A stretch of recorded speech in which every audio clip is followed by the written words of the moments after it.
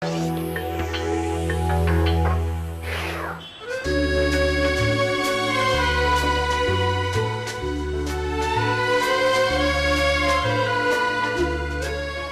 გვიან თავისუფლების ინსტიტუტს შეუერთდა, თუმცა ყველაზე მნიშვნელოვან და საპასუხისმგებლო პერიოდში. ორგანიზაციის სუსტი სქესის წარმომადგენელი, მაგრამ დამტყველი ძალა აღმოჩნდა. რევოლუციის დროს ის და კმარა სინონიმებად იქცნენ. რევოლუციამ ჩაიარა კმარამ თვითლიკვიდაცია გამოაცხადა, ის კი ძველებურად იგივე დარჩა. თუმცა ცვლილებები მაინც შეიმჩნევა. ქუჩის აქციების შემდეგ გაცილებით საქმიანი ქალის იმიჯით. ზესტაფონში, სოფელ ფუჩში, სახლში და სკოლაშიც ისეთივე წყნარი და მორიდებული იყო, რომ რაც არ უნდა გასაკვირი იყოს, ზედმეტად ხმასაც არ იღებდა. მაგრამ ყოველთვის დამოუკიდებელი და თავისი პრინციპების მქონე. სახლში მის კარიერაზე მეტად ახლა თეას დაოჯახებაზე ოცნებობენ.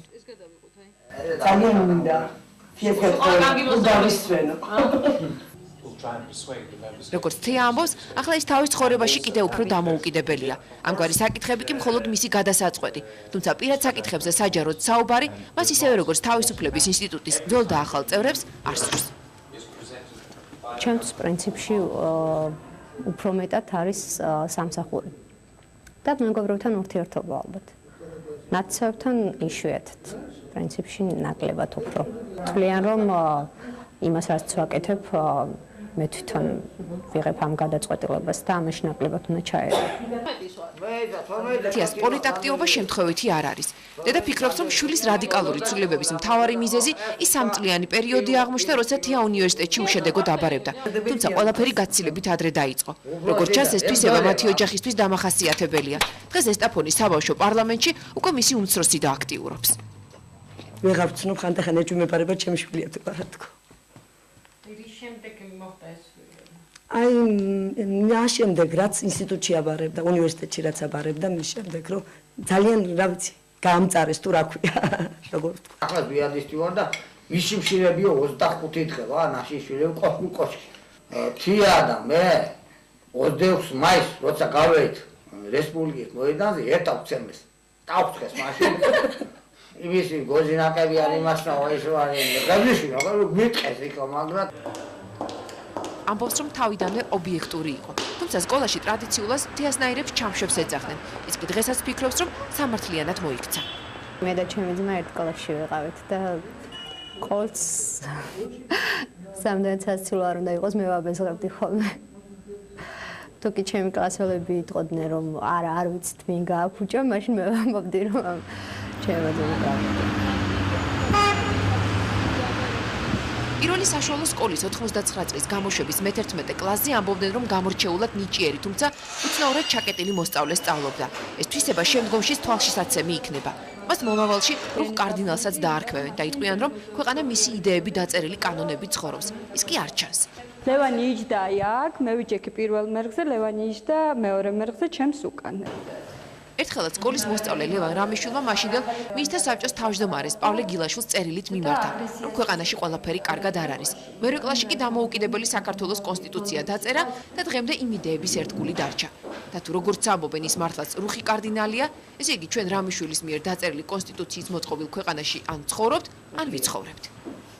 არ დამოვიწყდება, ლევანი მოვიდა და თქვა, რომ მას დაწერილია კონსტიტუციის თავისი პროექტი.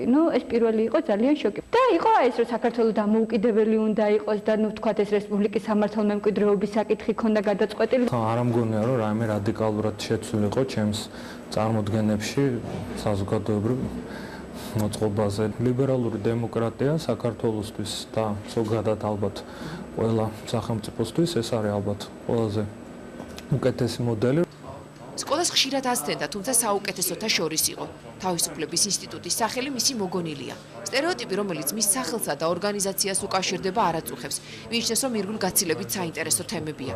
რევოლუციის შემდეგ შეეძლო ნებისმიერი სასურველი თანამდებობა დაეკავებინა, მაგრამ იქ დარჩა, სადაც ყველაზე კომფორტულად გრძნობს თავს. ერთ დროს ასტროფიზიკოსობა უნდოდა. დღეს გულიწყდება, რომ ახალგაზრდებთან ერთად სამეცნიერო და პედაგოგიური საქმიანობისთვის არც დრო და არც საშუალებაა. ეს ის მწირი ინფორმაცია, რაც თავისი ცხოვრებიდან გაგვიმხილა. მე თავიდან მქონდა საერთოდ სურვილი, რომ უნივერსიტეტში ყოფილიყავი და იქ ემუშავა. იქ უნდა ხდებოდეს წესით ახალი იდეების გენერირება, იგივე ახალ თაობაზე გადაცემა და არა მარტო თქვა სტუდენტებზე, არამედ ფართო საზოგადოებრივ დისკუსიის ვთქვათ, ცენტრი უნდა იყოს. გიაცინცაძე სადიპლომო ფილმში ბუზი მონაწილეობაზე მაშინ უპრობლემოდ დათანხმდა. დღეს მიაჩნია, რომ პარლამენტარის სტატუსის გამო უფრო თავშეკავებული უნდა იყოს. ამიტომაც ის იუმორისტულ და გასართობ გადაცემებში მონაწილეობაზე უარს ამბობს, მაგრამ პოლიტიკური თოქ-შოუების ხშირი სტუმარია. შესაძლოა სულ მალე ფილმის გმირის მსგავს ამპლუაში აღმოჩნდეს. თბილისში უკვე იციან, რომ გიგა ცოლს ირთავს, თუმცა ამ თემაზე ის არ საუბრობს და შესაბამისად არც ჩვენ. გიგა! ბოკერი აქტიური ყოველთვის იყო. ამ თაობის აქტიობა დრომაც განაპირობა. 96 წელში, როცა მისი გადაცემა ტელევიზიასთან ერთად დახურეს, ქუჩაში გამოვიდა. დღეს კი უარყოფითად ხდება, როცა პოლიტიკური გადაცემების დახურვას მის სახელს უკავშირებენ.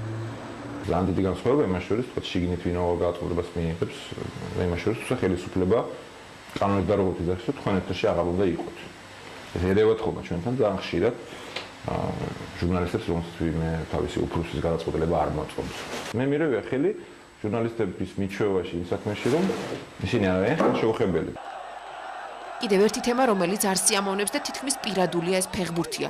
აქტიური გულშემატკივარი ამ თემაზე პასიური მოსაუბრია.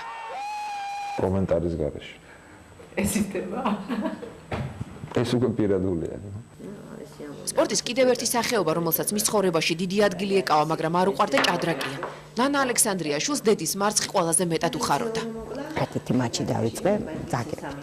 და რადიოს გარეშე გადმოუწია, რომ ნანა ალექსანდრია დამარცხდა და გიგამ დაში შემოგრა. რადგან გამარჯვება დედას აცილებდა მთელი იმედები მარცხზე და მარცხს დაუკავშირა. პოლიტიკოს გიგა ბოკერიას დედა მიუხედავად მზადებისა შვილის პოლიტიკაში ყოფნას მაინც მომზადებლად შეხვდა. გზადაგზა გაუთვალისწინებელი ფაქტები, ჩასაფრებული გამოთქმები და დაუმსახურებელი სიტყვები გულსატკენი აღმოჩნდა. ძნელი იყო ახალი თაობისათვის დამახასიათებელი რადიკალიზმი და სიხისტეც. დიდი ხანი წლები დაჭირდა მწვრთნიდა, ასე ვთქვათ, კიდეც გიგა რომ გამათმა არ იცის ასაკი. ჩვენ ასე არ გავიზარდეთ. უფროსის მიმართ რაღაც პატივისცემა ამაშიც გამოიხატებოდა, რაც შეიძლება სწორი არ არის. ალბათ სწორი არ არის, იმიტომ რომ ახლა იმის გამო რომ შენ ასაკოვანი ხარ, მართალი თუ არა ხარ, მე უნდა გითხრა, ხო? უკვე რამდენიმე წელია, რაც ჭონქაძეზე ნაქირავებ ბინაში ცხოვრობს. ჯერჯერობით ის ტიპიური ეგრეთ წოდებული ხალასწაკია.